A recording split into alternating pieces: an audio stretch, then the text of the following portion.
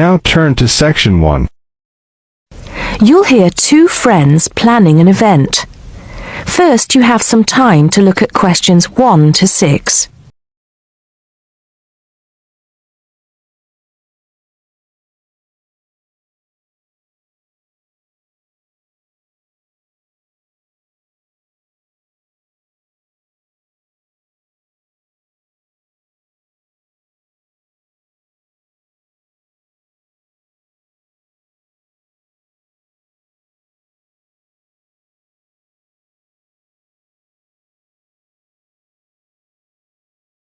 Now we shall begin. You should answer the questions as you listen because you will not hear the recording a second time. Listen carefully and answer questions 1 to 6. Hello, Joan. I'm glad you could come. Hello, Peter. What's up? Is something the matter? No, everything's fine. It sounded urgent on the phone. Did it? It's just that I've had this idea and I wanted to see how soon we could get it off the ground. Well, don't keep me in suspense. You know they're planning to close down the local clinic. It was in the newspaper yesterday, but most people have actually known for some time. Well, I thought we should do something about it. What did you have in mind? I thought we could organise a charity event and donate the money to the clinic. I know it doesn't sound like much, but it will show the local council how we feel and that we mean business. That'll take quite a lot of organising. Why don't we just hold a protest outside the town hall? A protest would take just as much organisation as an event like this. Besides, I think fewer people would turn up. A village fair or something like that would attract more people and get money for the clinic. People are more generous when they're enjoying themselves. OK then, it sounds good to me. How do we start? First, we put our heads together and come up with a list of people who'll be willing to help and people who can provide us with some of the things we need. For example, we might need a caterer to provide refreshments, a rock band for entertainment, tents and so on. Then, we do a lot of telephoning around and try to get everybody together at the same time in the same place. Sounds like a lot of work to me. But that's only the beginning. First things first, though. Let's decide now on who to get to the initial meeting and where and when to hold it. Fine. Well, the village hall would be the best place to have the meeting. It's not as big as the youth club, but it's warmer. There'll be no problem getting permission to use it. But I suppose it depends on how many people we invite. We don't want too many, otherwise the meeting will go on too long and nothing will get decided. But the village hall is a good idea. It's more official than having it in someone's living room. How many? 6 or 8 people to start with? 10 at the most? OK, now we have to decide on a suitable day and time. Suitable to everybody, I mean. A Saturday or Sunday would seem to be the best choice because people aren't at work on those days. But they may not like the idea of giving up a part of their weekend for a meeting. Unless we persuade them it's for a good cause, or that it's to their advantage, and that it'll all be a lot of fun. We'll provide refreshments, of course. What if some don't want to give up their weekend? Then we'll give them an alternative. Say, one evening in the week after everybody's finished work. We'll see which is the most acceptable to them. Then book the hall. I can do the refreshments for the meeting. I'll get Darren and Maggie to help me. I'm sure they'll be more than willing. Before you hear the rest of the conversation, you have some time to look at questions 7 to 10.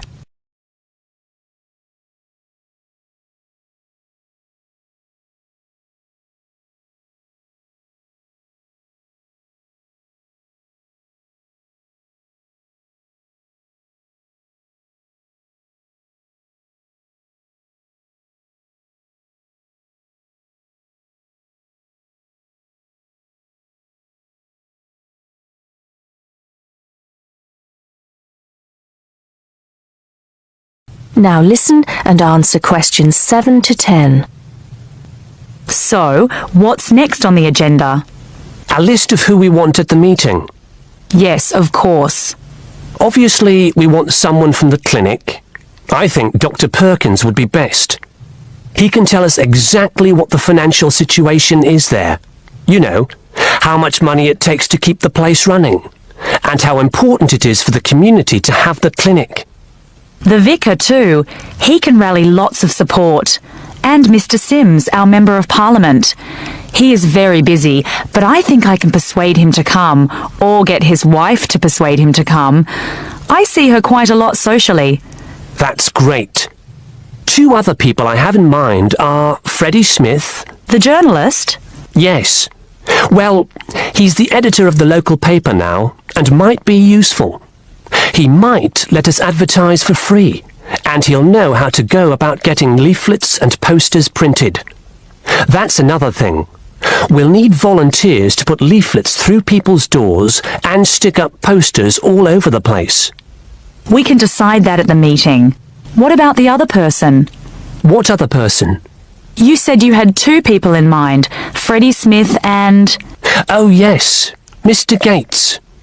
Mr. Gates. Do I know him? You must do. He owns Greatfields Farm. We need a large area to hold the fete. Right. So how many have we got then? 7 or 8? There's Dr. Perkins, Mr. Sims, that journalist. Freddie Smith, you mean? Yes, him. And the vicar and Mr. Gates, the farmer. That's only 5. There's you and me, that's 7. That will do for now. Let's start making phone calls. That is the end of part 1.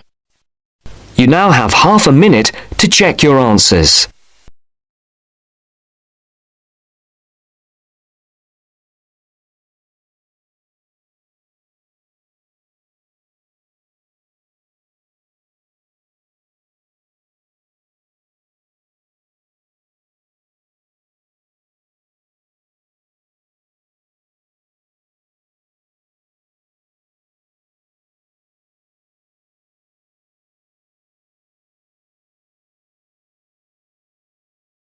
Now turns to part 2. Part 2. You will hear a job interview. First, you have some time to look at questions 11 to 15.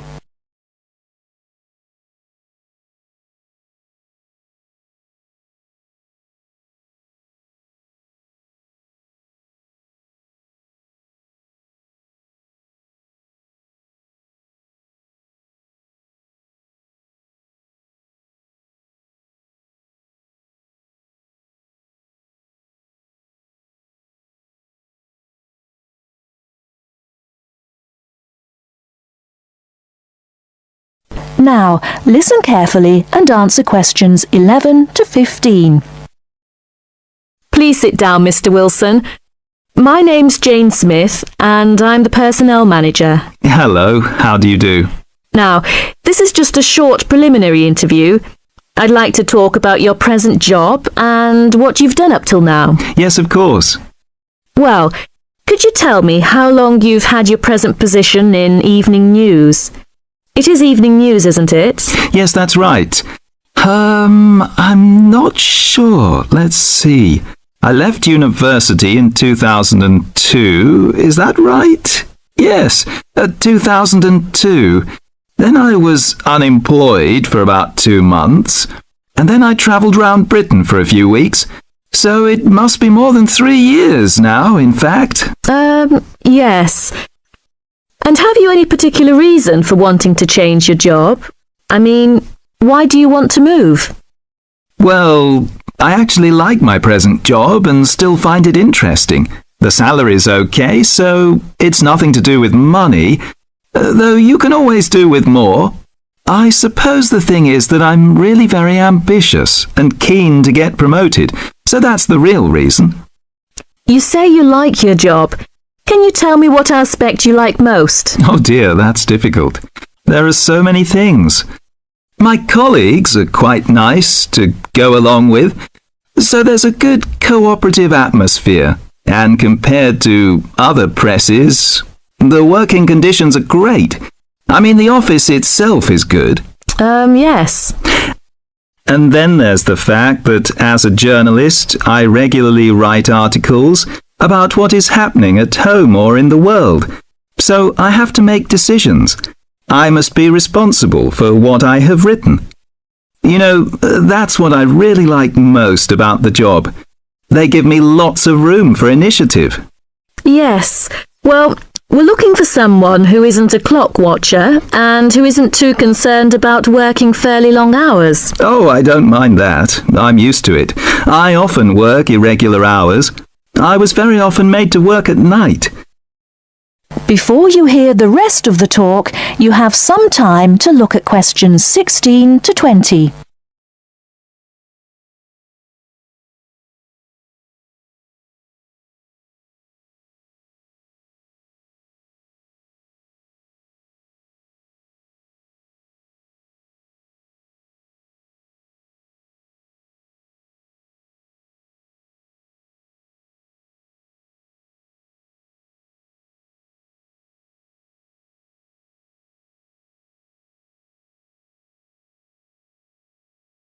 Now listen and answer questions 16 to 20.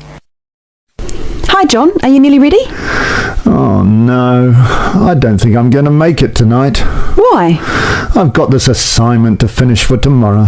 Well, maybe I can help. What do you have to do? I have to do a short presentation on some household object, and I just can't think of anything. I have to talk about what it is and the parts in it. Well, why not make it simple? Why not describe a bottle or a can? Well, that's far too simple. Okay, how about an aerosol can? Maybe. What labels can you put on it?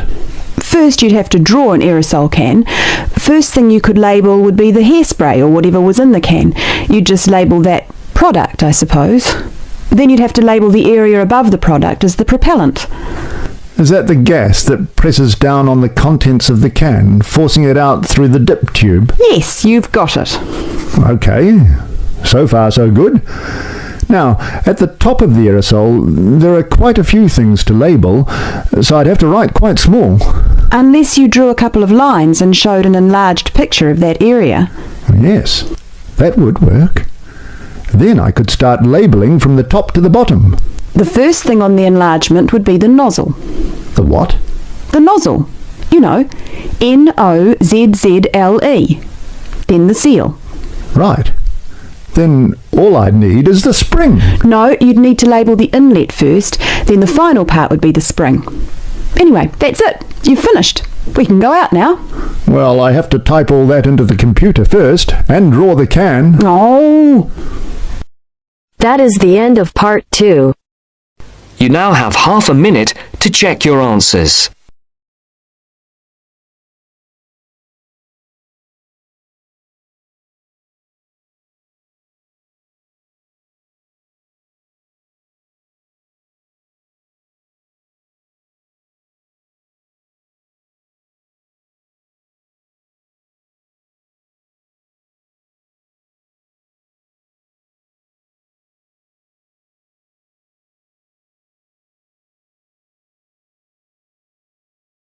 Now turns to part 3. Part 3. You'll hear a lecturer talking to students about America in the 1960s. You have some time to look at questions 21 to 26.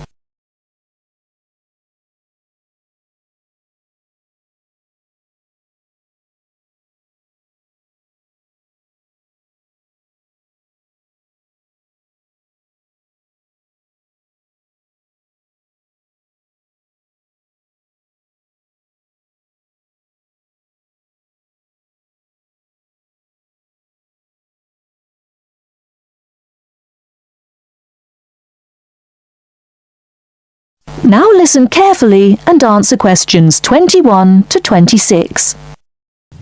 We begin our examination of America in the 1960s with the usual caution. There is no sense in trying to understand any decade without looking at what came before. Those of you who still have outstanding coursework on the 1950s would do well to complete it now, if for no other reason than it will help make sense of the next series of lectures. But we must press on, and I'd like to begin my talk about the 60s with a reference to one of those things that came before, the post-war baby boom. With the end of the Second World War in 1945, there began in the USA an era of perceived prosperity and security. In short, people started to feel that the world was a much better and safer place to bring up children. So, at the start of the 60s, all those children born in the baby boom, 70 million in the US alone, were teenagers. As the 60s progressed, and as this large number of people approached adulthood, there was a noticeable shift in the balance of power, and young people began to have a voice in ways that were not considered possible in the more conservative atmosphere of the preceding decade. Things were moving forward at a rapid pace. The literature of the time brought out all the taboos.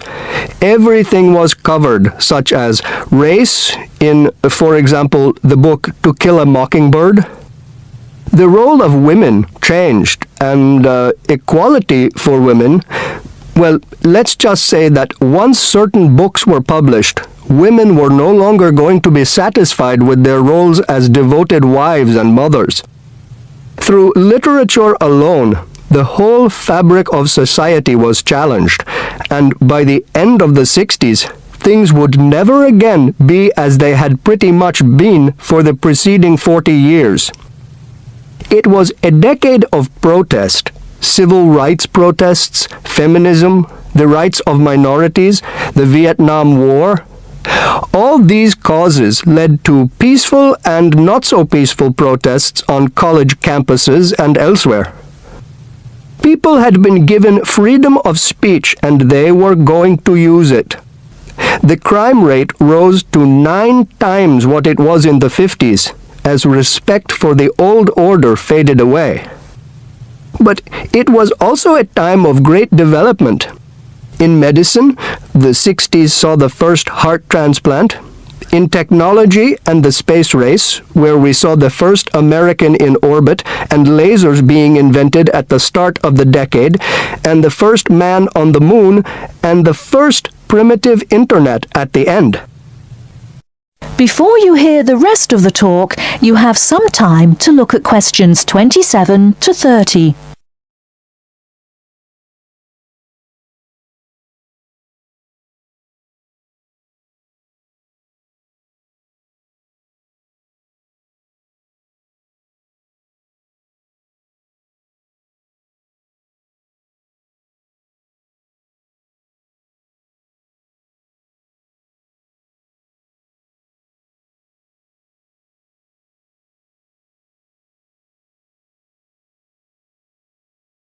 Now listen and answer questions 27 to 30.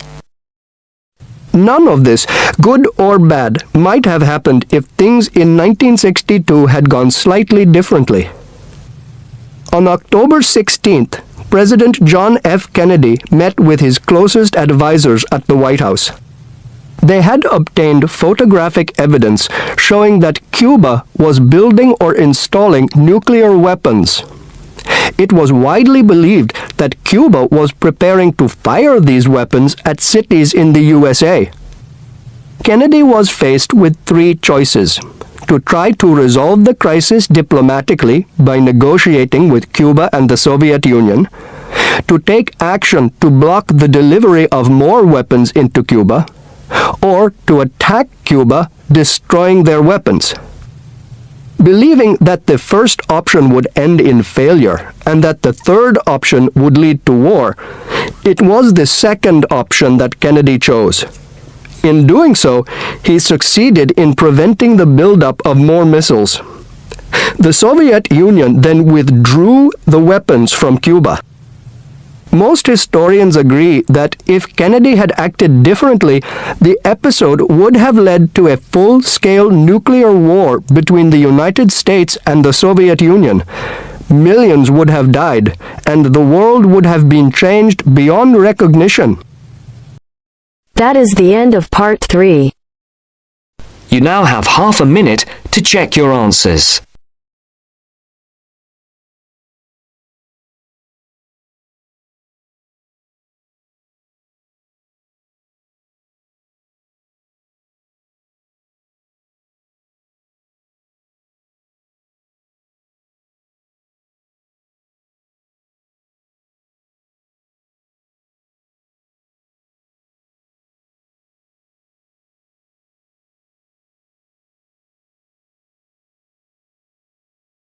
Now turns to part 4.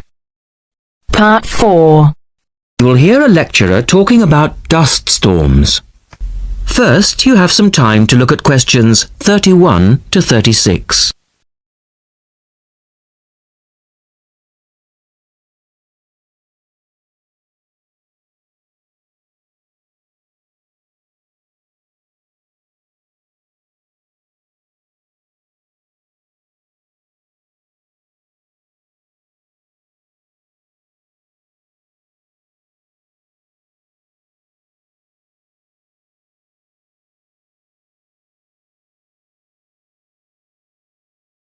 Now listen carefully and answer questions 31 to 36.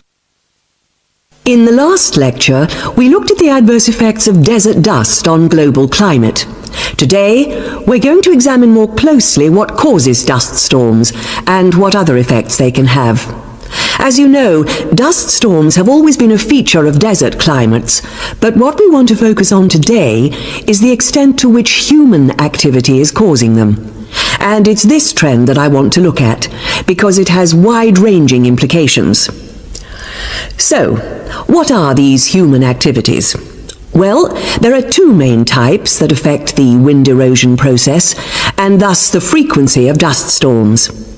There are activities that break up naturally wind-resistant surfaces, such as off-road vehicle use and construction. And there are those that remove protective vegetation cover from soils, for example, mainly farming and drainage. In many cases, the two effects occur simultaneously, which adds to the problem. Let's look at some real examples and see what I'm talking about. Perhaps the best-known example of agricultural impact on desert dust is the creation of the USA's Dust Bowl in the 1930s. The dramatic rise in the number of dust storms during the latter part of that decade was the result of farmers mismanaging their land. In fact, choking dust storms became so commonplace that the decade became known as the Dirty 30s. Researchers observed a similar but more prolonged increase in dustiness in West Africa between the 1960s and the 1980s, when the frequency of the storms rose to 80 a year, and the dust was so thick that visibility was reduced to 1,000 meters. This was a hazard to pilots and road users. In places like Arizona, the most dangerous dust clouds are those generated by dry thunderstorms. Here, this type of storm is so common that the problem inspired officials to develop an alert system to warn people of oncoming thunderstorms. When this dust is deposited, it causes all sorts of problems for machine operators. It can penetrate the smallest nooks and crannies and play havoc with the way things operate, because most of the dust is made up of quartz, which is very hard. Another example. The concentration of dust originating from the Sahara has risen steadily since the mid-1960s. This increase in wind erosion has coincided with a prolonged drought, which has gripped the Sahara's southern fringe. Drought is commonly associated with an increase in dust-raising activity, but it's actually caused by low rainfall, which results in vegetation dying off. In the second part, the speaker talks about the drying up of the Aral Sea. Look at questions 37 to 40.